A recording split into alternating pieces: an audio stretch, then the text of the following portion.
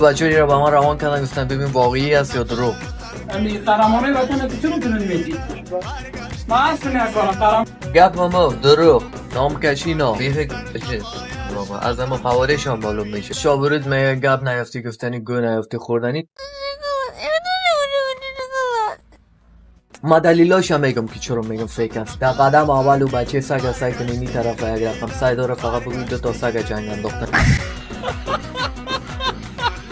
در قدم دوم هم بچه سگ سعی کنین از اول میفهمه که چون کامرا این طرف هسته از این طرف میره از اون طرف خلاص نکیدی ناره چون که این طرف کامرا است و اگه این طرف باشه دم روی کامرا را میگیره. قهرمان وطن هستیم یعنی قهرمان وطن هستیم. من اینا رو میخواستم ثبوت کنم که بگویم بچه اینی آدمه که نامش پالوان گفته اینی آدم بسیار یک کار بیمانا کرده که همراه یک نفره که واحد نژند نه تنها ای که چلنج داده بی احترامی عمرش کرده در پیجش که برین میفهمید رفته همراه از فیلم ساختگی جور کرده. از این که بابا گوید همه خود این اگم همه کارا نمیکردید اون معلوم دار است که ساختگی است دقیقه به دقیقه ویدیو ساختگی معلوم میشه.